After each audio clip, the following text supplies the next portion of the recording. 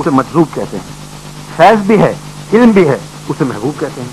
محبوب علم کے ذریعے لوگوں کو دنیاوی فیض کے علاوہ روحانی فیض بھی پہنچاتے ہیں، جبکہ مجذوب ڈنڈوں اور گالیوں سے دنیاوی فیض پہنچاتے ہیں. اگر کوئی بھی آپ کے تصور میں آ کر آپ کی مدد نہ کرے تو پھر گوہر شاہی کو ہی آزما کر دیکھیں. مذہب کی قید نہیں، البتہ ازلی بدبخت نہ ہو. بہت سے لوگوں کو چاند سے بھی ذکر عطا ہو جاتا ہے. اس کا طریقہ یہ ہے کہ جب پورا چاند مشرق کی طرف ہو غور سے دیکھیں. جب صورت گوہر شاہی نظر آئے تو 3 دفعہ اللہ اللہ اللہ کہیں. اجازت ہو گئی. پھر بے خوف و خطر درج شدہ طریقے سے مشق شروع کر دیں.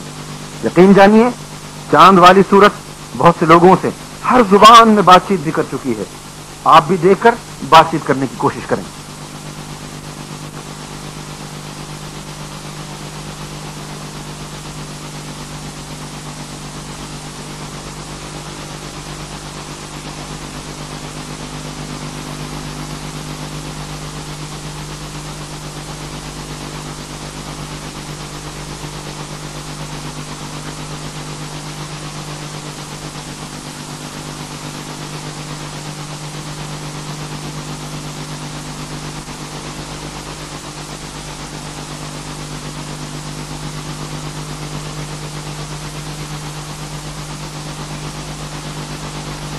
بابت مراقبہ.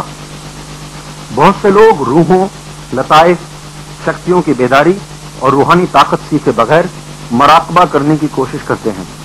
ان کا یا تو مراقبہ لگتا ہی نہیں یا شیطانی وارداتیں شروع ہو جاتی ہیں. مراقبہ انتہائی لوگوں کا کام ہے جن کے نفس پاک اور قلب صاف ہو چکے ہیں. عام لوگوں کا مراقبہ نادانی ہے، خواہ کسی بھی ظاہری عبادت سے کیوں نہ ہو. روحوں کی طاقت کو نور سے یکجا کر کے کسی مقام پر پہنچ جانے کا نام مراقبہ ہے. ولایت نبوت کا 40واں حصہ ہے. نبی کا ہر خواب مراقبہ یا الہام وہی صحیح ہوتا ہے، اسے تصدیق کی ضرورت نہیں. لیکن ولی کے 100 میں سے 40 خواب مراقبے یا الہامات صحیح اور باقی غلط ہوتے ہیں، اور ان کی تصدیق کے لیے علم باطن کی ضرورت ہے کہ بے علم ناتواں خدا را شناخت. سب سے ادنا مراقبہ قلب کی بیداری کی بعد لگتا ہے، جو کہ ذکر قلب کے بغیر ناممکن ہے. ایک جھٹکے سے آدمی ہوش و حواس میں آ جاتا ہے. استخارے کا تعلق بھی قلب سے ہے. اس سے آگے روح کے ذریعے مراقبہ لگتا ہے. 3 جھٹکوں سے واپسی ہوتی ہے. تیسرا مراقبہ لطیفہ انا اور روح سے اکٹھا لگتا ہے. روح بھی جبروت تک ساتھ جاتی ہے، جیسا کہ جبرائیل حضور پاک کے ساتھ جبروت تک گئے تھے. ایسے لوگوں کو قبروں میں بھی دفنا آتے ہیں مگر انہیں خبر نہیں ہوتی.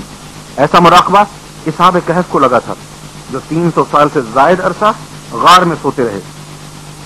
ایسا مراقبہ جب غوث پاک کو جنگل میں لگتا تو وہاں کے مکین ڈاکو آپ کو مردہ سمجھ کر قبر میں دفنانے کے لیے لے جاتے تھے، لیکن دفنانے سے پہلے ہی وہ مراقبہ ٹوٹ جاتا.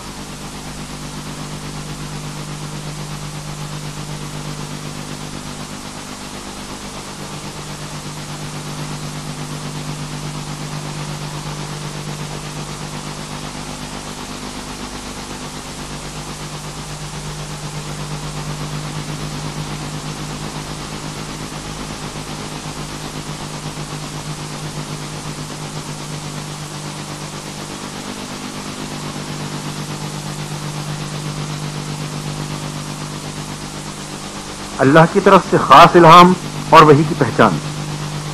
جب انسان سینے کی مخلوقوں کو بیدار اور منور کر کے تجلیات کے قابل ہو جاتا ہے تو اس وقت اللہ اس سے ہم کلام ہوتا ہے.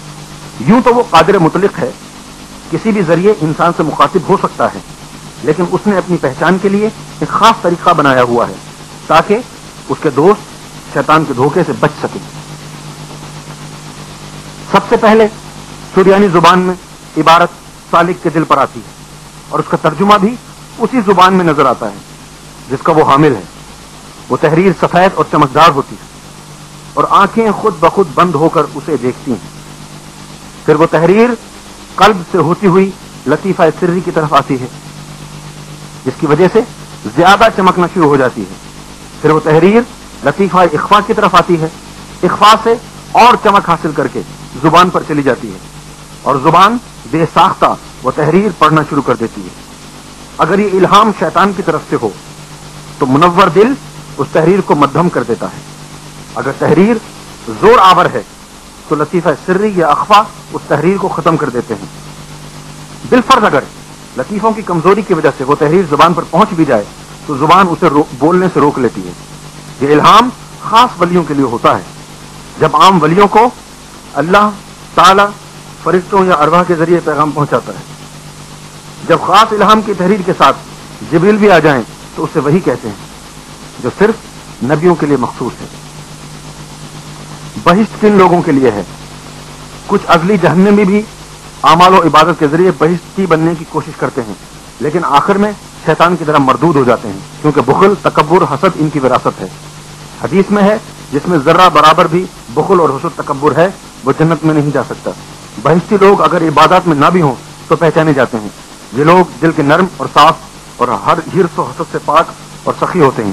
اگر عبادات میں لگ جائیں تو بہت اونچا مقام حاصل کر لیتے ہیں، اور اللہ تعالیٰ انہی کی بخشش کے لیے بہانے بناتا ہے۔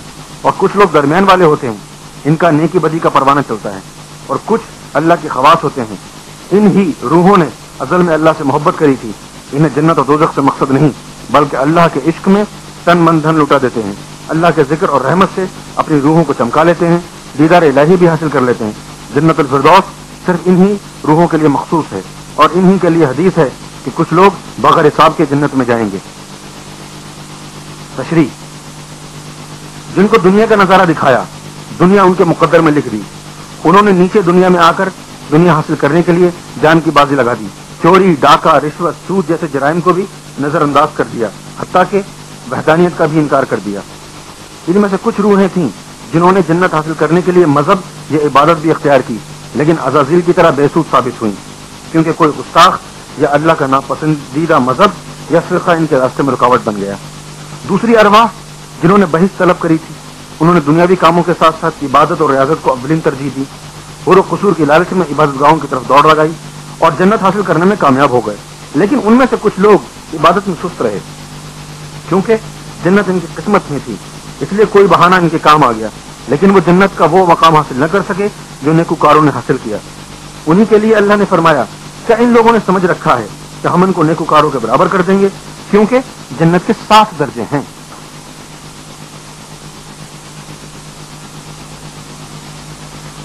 عام لوگوں کو ہدایت نبیوں، کتابوں، گروؤں، ولیوں کے ذریعے ہوتی ہے۔ انہیں اس مذہب میں داخلہ اور کلمہ ضروری ہے، اور خواص بغیر مذہب اور بغیر کتب کے بھی اللہ کی نظر رحمت میں آ جاتے ہیں، یعنی ان کو ہدایت نور سے ہوتی ہے۔ اللہ جنہیں چاہتا ہے نور سے ہدایت دے دیتا ہے۔ القرآن کہتے ہیں کہ بہشت میں داخلے کے لیے کلمہ ضروری ہے۔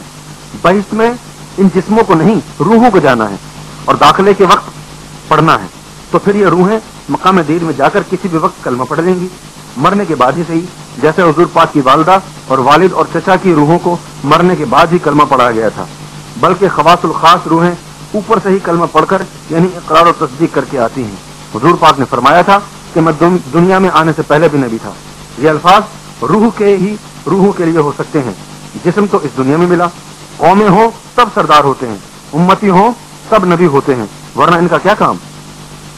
پھر انہی لوگوں کو مختلف مذاہب میں بھیجا جاتا ہے، کوئی بابا فرید کے روپ میں اور کوئی گرو نانک کے روپ میں ظاہر ہوتے ہیں۔ اللہ کو پانے والی روحیں مذہب نہیں دیکھتی، بلکہ جس کی اللہ سے رسائی دیکھتی ہیں اس کے ساتھ لگ جاتی ہیں۔ غوث علی شاہ جو ایک ولی ہو گزرے ہیں، تذکرہ غوثیہ میں لکھتے ہیں کہ میں نے ہندو جوگیوں سے بھی فیض حاصل کیا۔ یہ رمز نہ سمجھ کر مسلم علماء نے غوث علی شاہ پر واجب القتل کے فتوے لگائے اور مسلمانوں کو کہا کہ جس کے بھی گھر میں یہ کتاب ہو اسے جلا دیا جائے، لیکن وہ کتاب بچا کر ابھی بھی ہندوستان اور پاکستان میں موجود اور مقبول ہے۔ کچھ قوموں نے نبیوں کو تسلیم کیا اور کچھ نے نبیوں کو جھٹلایا۔ جھٹلانے والی قوموں میں بھی رب نے انہی کے مذہب کے مطابق ان لوگوں کو بھیجا، اور انہوں نے ان کو گناہوں سے بچانے کی تعلیم دی، اور انہی کی عبادت اور رسم و رواج کے ذریعے ان کا رخ رب کی طرف موڑنے کی کوشش کی، امن اور رب کی محبت کا درس دیا۔ اگر یہ لوگ نہ ہوتے تو آج ہر مذہب ایک دوسرے کے لیے خونخوار ہی بن جاتا۔ ایسی روحوں کو دنیا میں خضر وشنو مہاراج سے بھی رہنمائی ملتی ہے، جو ہر مذہب کا بھید جانتے ہیں۔ تقویٰ کن لوگوں کے لیے ہے؟ علم الیقین یہ لوگ دنیا دار ہوتے ہیں، مقام شنید ہوتا ہے، علم کے ذریعے یقین رکھتے ہیں، ان کا ایمان سنی سنائی باتوں پر ہوتا ہے، بھٹک بھی جاتے ہیں، انہیں تقوی سے نہیں بلکہ محنت سے ملتا ہے، خواہ رزق حلال سے کمائیں یا حرام سے۔ عین الیقین، یہ لوگ تارک الدنیا کہلاتے ہوئے بھی دنیا والوں کے ساتھ ہی رہتے ہیں، لیکن ان کا رخ اور دل رب کی طرف ہوتا ہے۔ ان کو اکثر رحمانی مناظر بھی دکھائے جاتے رہتے ہیں، ان کا مقام دید ہوتا ہے، انہیں بھی جائز محنت سے ملتا ہے، ناجائز سے انہیں نقصان ہوتا ہے۔ حق الیقین، ان کا مقام رسید ہوتا ہے، یعنی اللہ کی طرف سے کوئی مرتبہ مل جاتا ہے اور اللہ کی نظر رحمت میں آ جاتے ہیں، انہیں فارغ الدنیا کہتے ہیں، دنیا میں رہ کر بھی جائز و ناجائز دھندے سے دور رہتے ہیں، یا اگر جنگلوں میں بھی بیٹھ جائیں تو اللہ ان کو وہاں بھی رزق پہنچاتا ہے۔ یہ تقوی کی منزل ہے۔ ابتدائی لوگ تقوی کی بات ضرور کرتے ہیں مگر اس میں کامیاب نہیں ہوتے۔